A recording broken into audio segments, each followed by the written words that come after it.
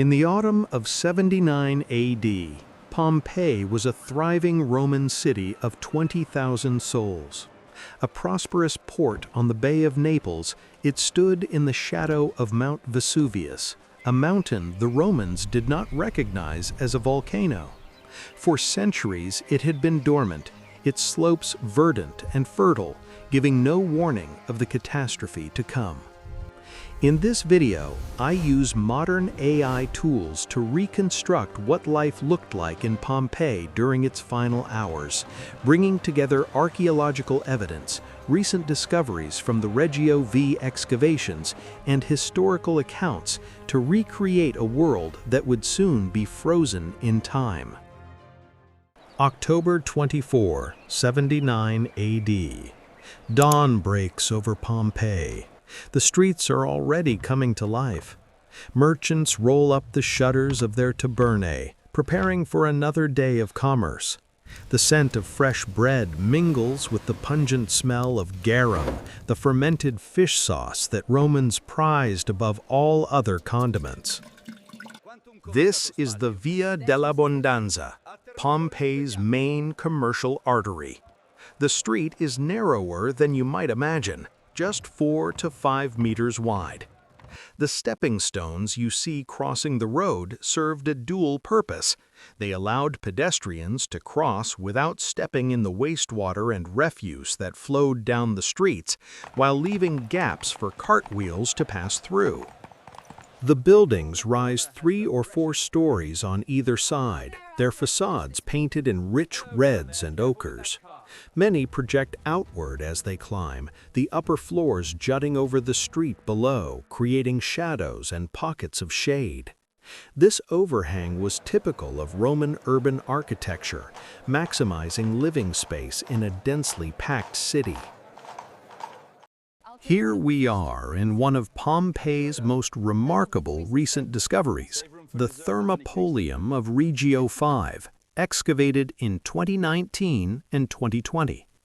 This is what Romans called a fast food counter, serving hot food and drinks to customers throughout the day. The L-shaped counter you see, decorated with vibrant frescoes, still contains the terracotta pots that once held food. Scientists found traces of duck bone, goat, pig, fish, and snails in these vessels. The paintings are extraordinary.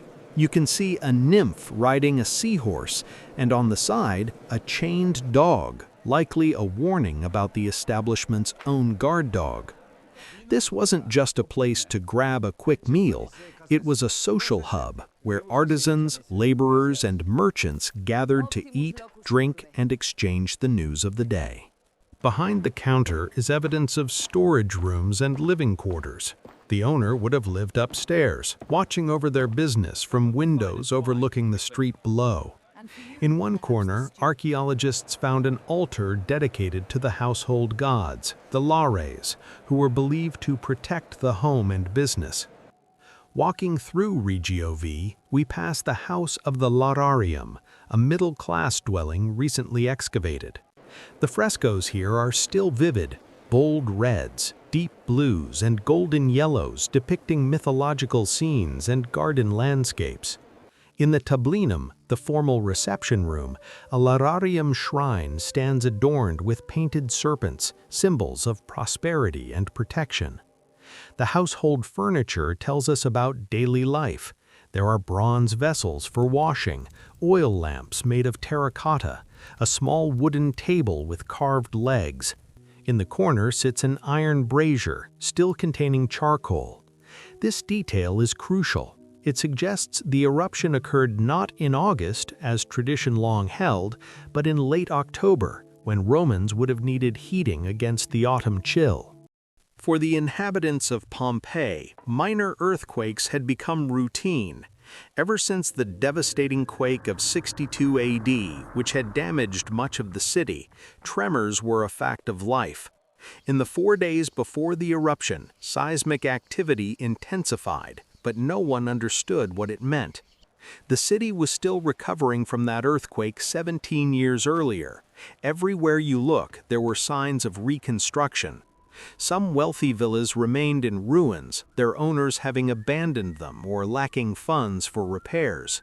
Others were being restored room by room, with fresh plaster and new frescoes gradually covering earthquake damage. On this particular morning, water wells began to run dry. Springs that had flowed for generations slowed to a trickle. Deep beneath Mount Vesuvius, magma was rising, heating the groundwater and altering the aquifer. But for the Pompeians, it was just another inconvenience in a region prone to geological quirks. The mountain itself showed no obvious signs of danger. It appeared as it always had, green, peaceful, its slopes dotted with vineyards and farms. No smoke rose from its peak, no glowing lava announced what was to come.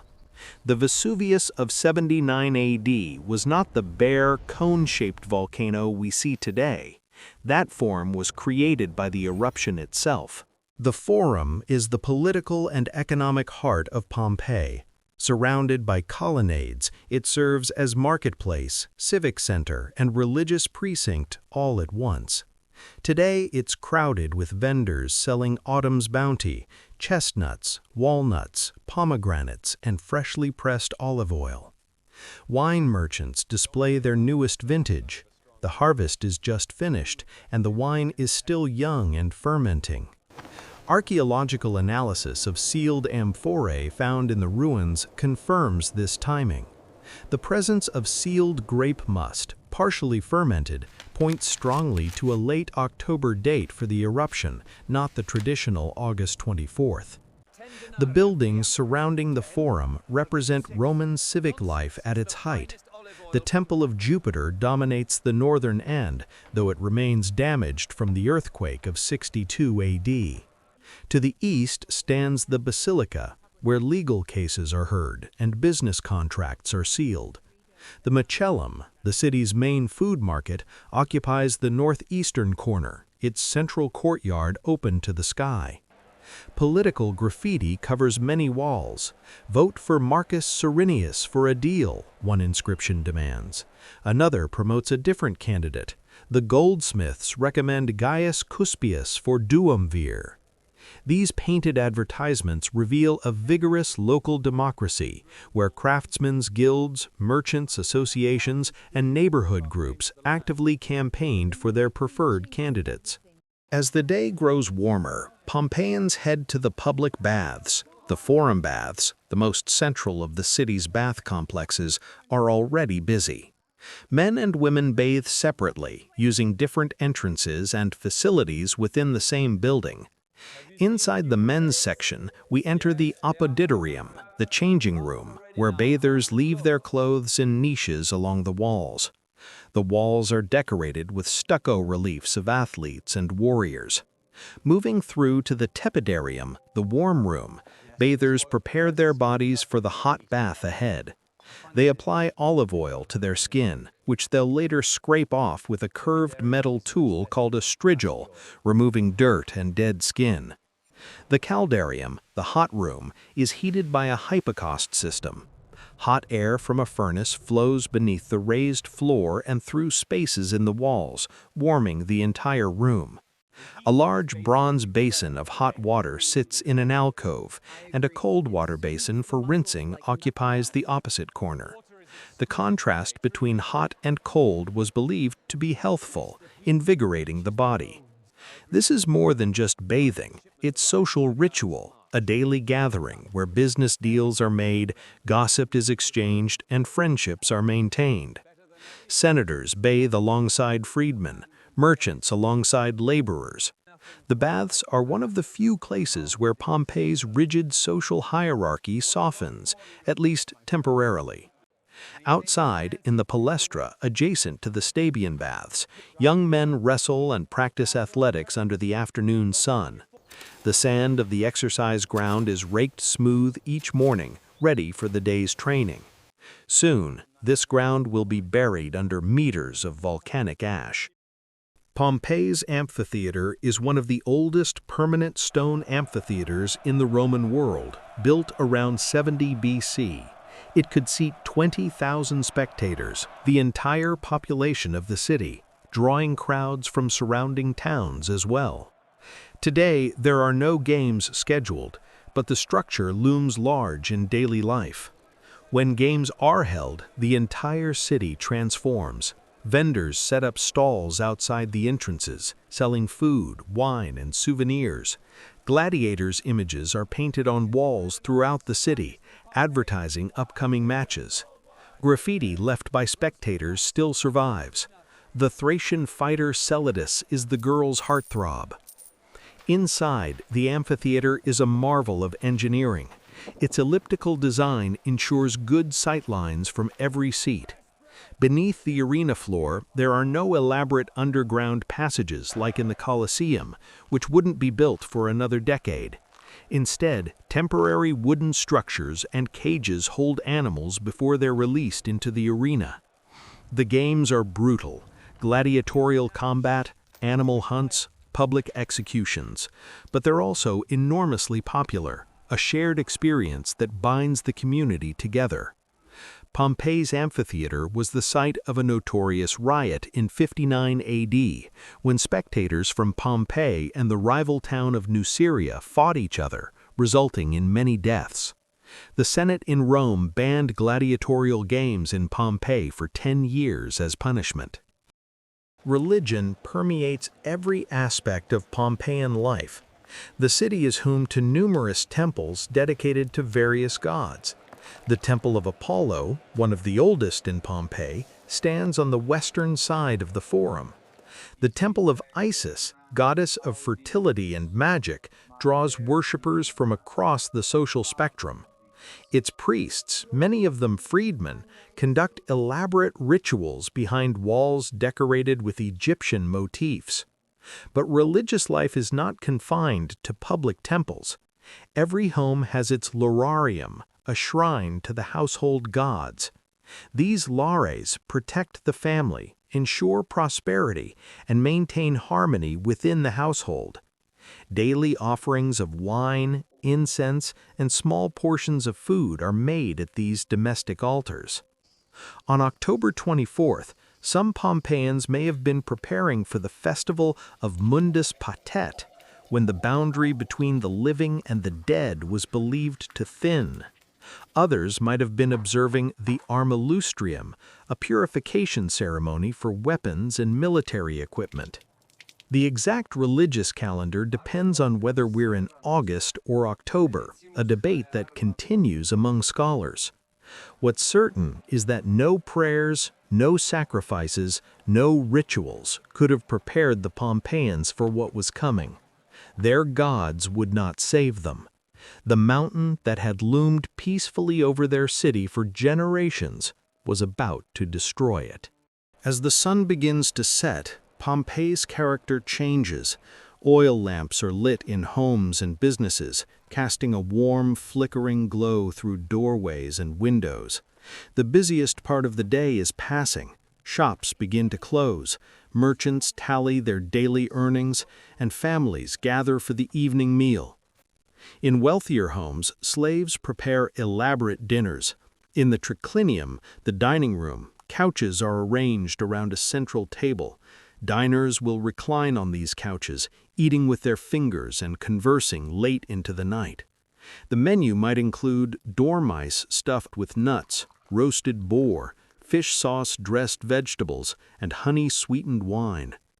In more modest dwellings, meals are simpler: bread, cheese, olives, perhaps some salted fish or sausage, but the ritual is similar. Families gather, offering a portion of the meal to the household gods before eating themselves. In the streets, the character of the crowd shifts. Workers heading home past tavern-goers arriving for evening drinks. The Thermopolia are at their busiest now, serving hot spiced wine and roasted nuts to customers who gather around the counters, sharing stories of the day. Night in Pompeii is dark. There are no streetlights, only the occasional torch mounted outside a wealthy residence or the glow from a tavern doorway. Most Pompeians are home by now, shuttered behind wooden doors, the streets largely empty except for the watch and those with business best conducted in darkness. In some homes, work continues by lamplight. A baker prepares dough for tomorrow's bread, letting it rise overnight. A fuller's shop continues processing cloth, the workers treading urine-soaked fabrics in large vats, a crucial step in the cleaning and whitening process. In the brothel, business continues. In private homes, some families gather for evening prayers. Others are already asleep on beds ranging from simple straw mattresses to elaborate wooden frames with woven rope supports and plush cushions. The city settles into its nighttime rhythm. Dogs bark in the distance. A drunk sings as he stumbles home. A baby cries, hushed by its mother. These are the ordinary sounds of an ordinary night in an ordinary city. Beneath Mount Vesuvius, magma continues its inexorable rise. Pressure builds within the mountain's sealed throat. The lava plug that has kept the volcano dormant for centuries is being pushed upward by forces beyond human comprehension. Every hour brings the eruption closer. But in Pompeii, no one knows. They sleep peacefully, secure in their homes, their routines, their assumptions about how tomorrow will unfold. They have no way of knowing that these are their final hours, that tomorrow will bring not dawn, but darkness, not life, but death, not history, but eternity. October 24th, 79 AD. The sun rises over Pompeii for the last time. It's a beautiful morning, clear and mild. Mount Vesuvius stands peaceful in the distance, bathed in the golden light of dawn. Nothing suggests that before this day ends, the mountain will explode with a force equivalent to hundreds of atomic bombs. Bakers fire their ovens. The scent of fresh bread wafts through the streets. Vendors set up their stalls in the forum. Children run through the streets on their way to school, their lessons written on wax tablets. Merchants open their shops. Life continues exactly as it has for generations. In the house of the tragic poet, a family goes about their morning routine. The paterfamilias discusses business with a client in the atrium. His wife supervises the household slaves. Their children play in the garden, chasing a pet dog among the columns of the peristyle. At the Thermopolium, the first customers arrive for breakfast. The counter is already stocked with hot food, porridge, bread, olives, cheese. The owner greets regulars by name, pours wine mixed with water, and jokes about the previous night's drinking. In the forum baths, workers stoke the hypocaust furnaces, heating water for the day's bathers. In the amphitheater, groundskeepers inspect the arena, though no games are scheduled for today. In the temple of Apollo, a priest performs the morning sacrifice, examining the entrails of a goat for signs from the gods. The signs, if he could read them, are everywhere. The earth trembles more frequently now, small shocks that rattle dishes and crack plaster. Springs that have run for centuries are dry. Animals behave strangely, dogs barking at nothing, horses refusing to calm. But earthquakes are normal here. Springs dry up sometimes. Animals are unpredictable. Life goes on. Around midday, the most significant tremor yet shakes the city. It's strong enough to knock objects off shelves, to send people running into the streets. Some leave the city then, taking their families and portable valuables to the countryside. These are the lucky ones. They will survive. But most stay. The tremor passes, the shaking stops, the sky remains clear. There's no visible threat, nothing that suggests catastrophe is imminent. They return to their homes, their shops, their routines. They have lived with earthquakes for 17 years. This is just another one. They don't know they have less than an hour left. Around 1 p.m. on October 24, 79 AD, Mount Vesuvius erupted. The lava plug that had sealed the volcano for centuries was violently expelled. A column of gas, ash, and pulverized rock shot 15 miles into the sky at supersonic speeds. The eruption could be heard for hundreds of miles. The column rose until it reached the stratosphere, then collapsed under its own weight, spreading outward in an umbrella-shaped cloud. Pumice began to rain down on Pompeii, light, porous rock that accumulated at a rate of 6 inches per hour. Roofs began to collapse under the weight. Most Pompeians fled then, escaping to the north and west, but 2,000 chose to shelter in their homes, believing the eruption would pass. They huddled in cellars and ground-floor rooms, waiting for it to stop. It didn't stop. The pumice continued falling throughout the afternoon and into the night. Then came the pyroclastic surges, superheated gas and ash moving at hurricane speeds and temperatures exceeding 500 degrees Celsius rolled down the mountain in waves. There was no escape. Death was instantaneous.